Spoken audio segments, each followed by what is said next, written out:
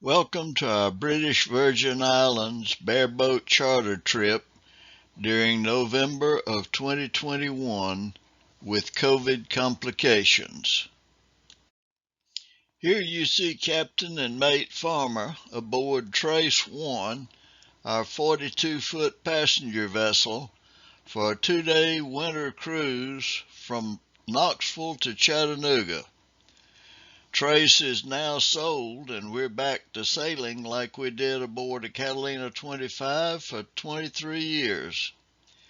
Captain Farmer is a 100-ton master with sail and radar endorsements, and he and First Mate have sailed out of Panama City for weeks at a time.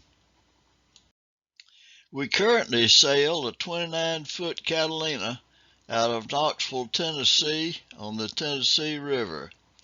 We have over 50 years of experience, both power, sail, inland, offshore, recreational, and commercial.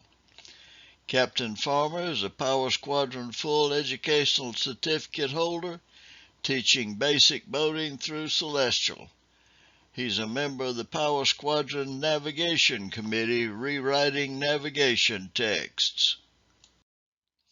We flew from Charleston, South Carolina, directly to the U.S. Virgin Islands. From the Virgin Islands, we traveled by fast ferry to Roadtown or Tortola in the British Virgin Islands. That required two separate and distinctly different COVID procedures. You need a smartphone with international calling, as you have to fill out paperwork online and get email permissions back. And required steps must be accomplished before you can actually board. If you're not fully vaccinated, it gets much more complicated and time-consuming, as well as much more expensive. We found that the airlines do strictly enforce mask wearing, and these KN95 masks are very convenient. They will fold flat and fit in your mate's purse. Carry extras just in case, because the airlines don't furnish masks. Here are the COVID entry procedures that we experienced for the U.S. Virgin Islands. We had to get a COVID test no more than 5 days in advance of entry. We then had to submit the negative test results and a copy of your fully vaccinated card using this USVI travel screening portal form.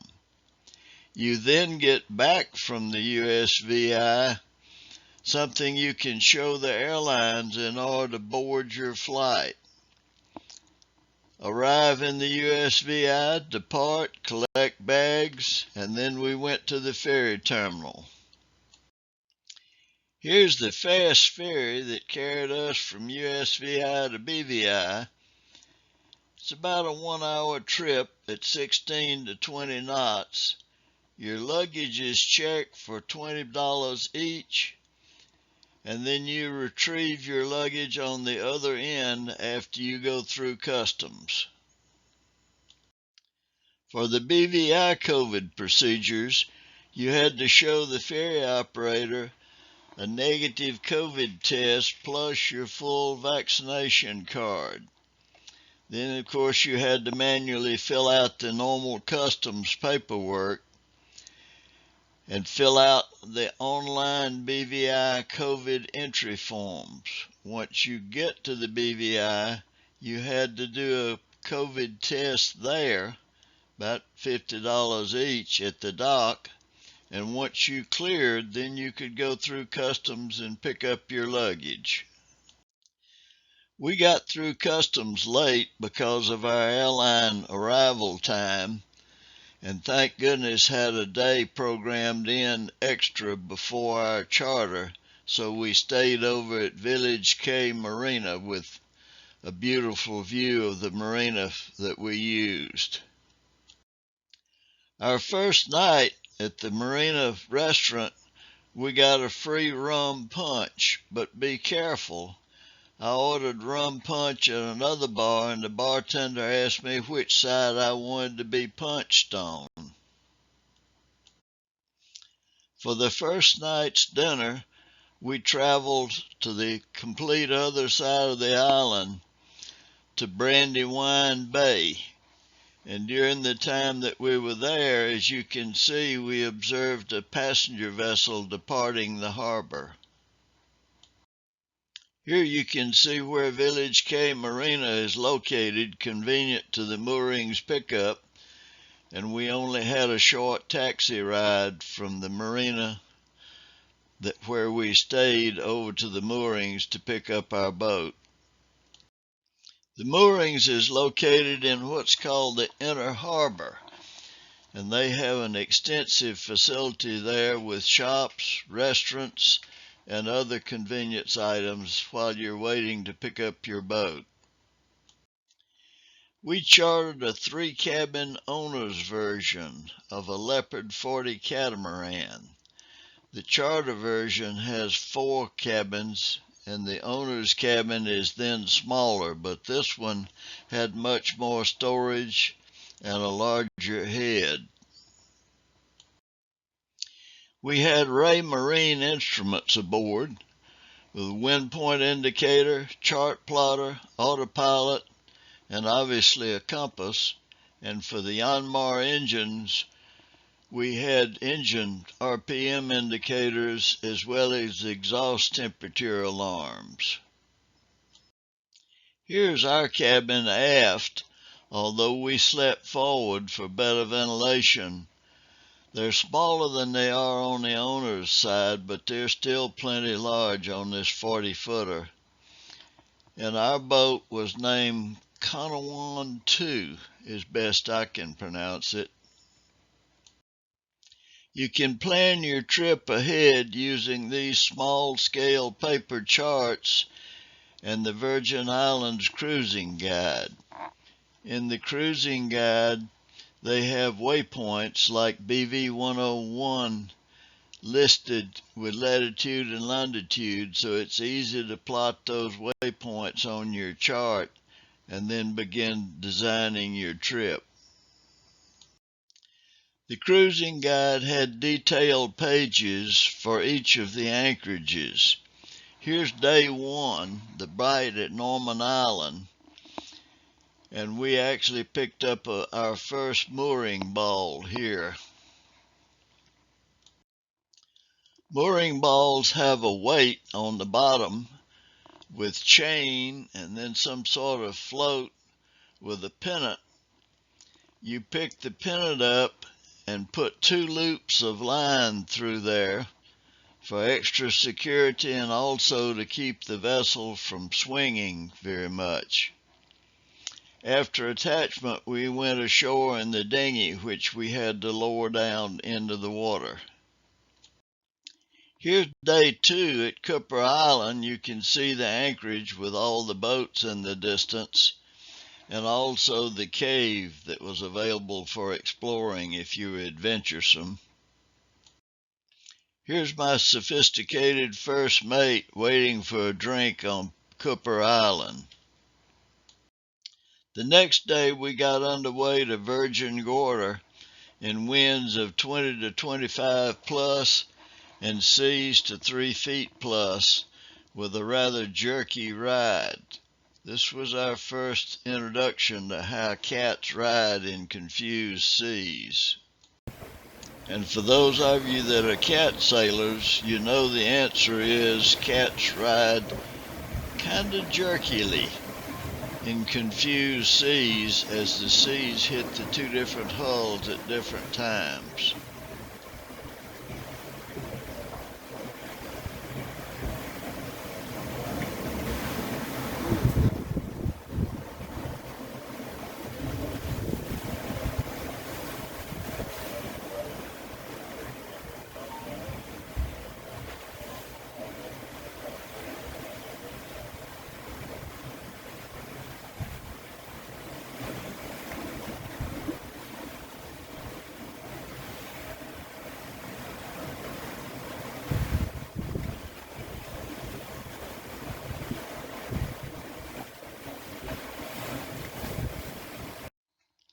Our microwave, that was not strapped down for some unknown reason, actually fell off of this shelf into the sink during this trip. And this monohull was near us, and it seemed to be riding easier even though there was a good bit of spray. During day 3, we visited the famous Baths National Park on Virgin Gorda. We then toured the Virgin Gorda Island in a car with a guide. During our tour, we saw a large marine repair facility, the Virgin Gorda Marina you see here, that had 2 large travel lifts and 2 cranes, so they could do repair work on most anything you have and might be a convenient place to stop if you need it. During day 4, we left Virgin Gorda Sound, where we had been anchored, and made the 11-mile trip to Anagada Island. Anagada is a low island, and you can't see it even though it's only 11 nautical miles away, so you have to depend on your Chartplotter and/or a compass course. We passed Sir Richard Burton's private island with the 3 wind generators, but we don't know Richard, so we didn't get an invitation. Anagada Harbor has shoaling at the entrance, so you need to follow the buoys very carefully. And in the BVI, the buoys look like our traditional styrofoam lake buoys. They typically have a bird hat on top to keep the birds off the buoys, and the one you see pictured here is actually a lighted buoy. There were many pretty sunsets during our trip, and here's the one in the Anagada Anchorage. We actually never anchored. We picked up mooring balls at every location where we stopped. Here you can see the Anagada restaurant.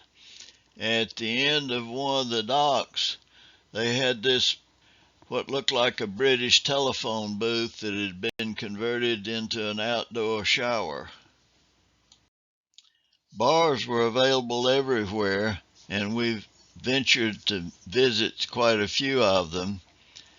We did not try to walk on the tightrope that you see in the lower left here. On Anagada, we also visited Cowwreck Beach and Loblolly Bay, but we didn't see any cows.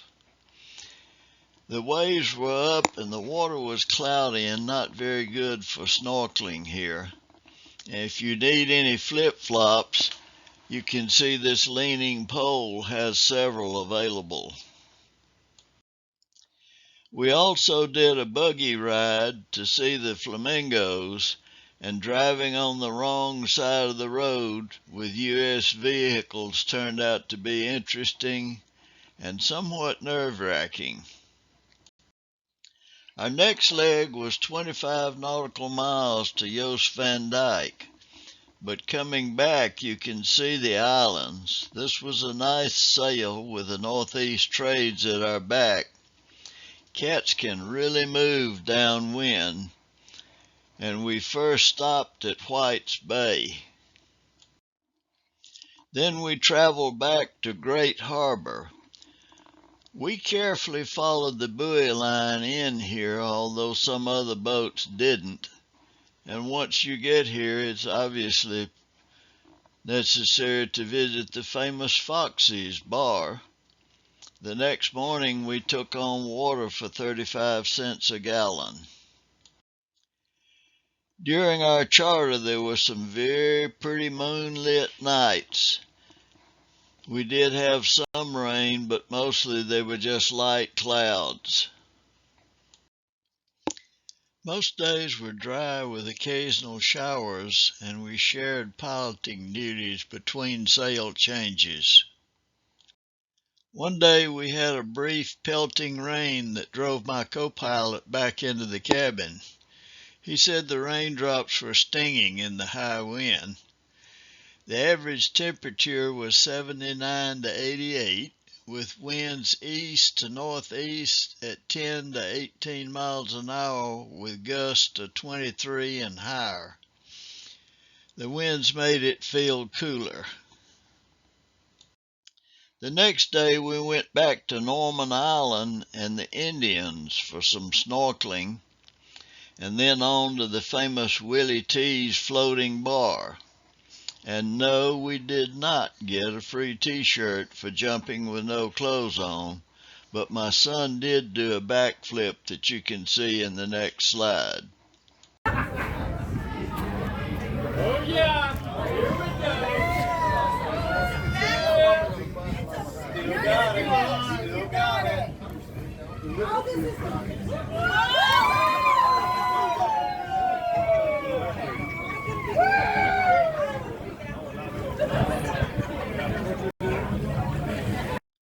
There were quite a few items for sale at Willy T's, and I really wanted the small yellow flag to use as a quarantine flag, but they were out of them.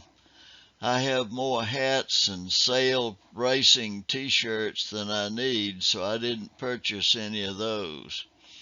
Willy T's is an old cargo ship that's been converted into a 2-deck floating bar. Our next stop was Trellis Bay for the full moon party. Here you see Poop Rock at the entrance to the bay. Note the 2 cones instead of 2 balls that we would have in the States. The cones keep the birds off the buoys, and you can see just a little of the full moon party here. We found this hammock, and the sign said the world's largest hammock. It looks like it probably is. Here are the famous fireballs made by a local artist at Trellis Bay. Some of them are actually out in the water and some of them are ashore. He actually cuts these figures out with a plasma cutter, and then during the full moon party they build a fire on the inside so that you can see the figures in the dark.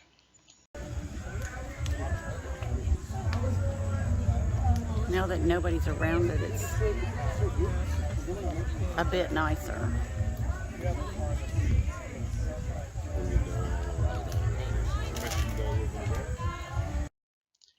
There's also local art that can be purchased in Trellis Bay, and as you can see, this artist does have quite an imagination.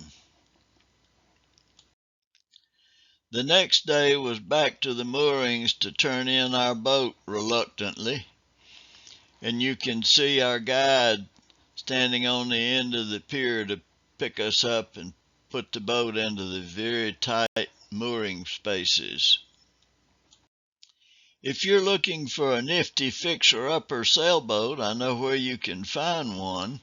I assume this is a result of hurricane damage. She does need just a little TLC, but she's right outside the moorings and sunsail in Rode Harbor on Tortola, British Virgin Islands. It helps to have designated multiple crew assignments. We had one person doing location research and making mooring ball reservations. We had another person doing sail handling and mooring ball pickup, one person doing general cabin duties, and I did most of the piloting and navigation. As you can see here, everyone helped consume libations. Some of the things we learned on our trip were that the owner's version has a much larger head and more storage space. It's easier to pick up a mooring ball on a cat than on a monohull. Even with the raised steering station on the Leopard, we still had trouble seeing the bows well when we were coming into moorings. We had several large AGM batteries in the house battery bank, and were able to run a 12-volt refrigerator and freezer. We only ran the generator briefly one time. She had a chain rode but no depth markers, so we actually never anchored. Dealing with lazy jacks turned out to be a real pain, just as you've seen in other places. We also had to go the mast to hoist and lower the mainsail, and getting in and out of the dinghy onto the boat did require some amount of practice. Thanks for viewing this video. We hope you learned just some of our COVID experiences that complicated the trip, but it was a very delightful trip. Please be safe and enjoy cruising. You can find us at capfarmer@gmail.com. We're in Knoxville, Tennessee. And if you search, you can find our other Sailing Toucan videos, primarily on marine navigation.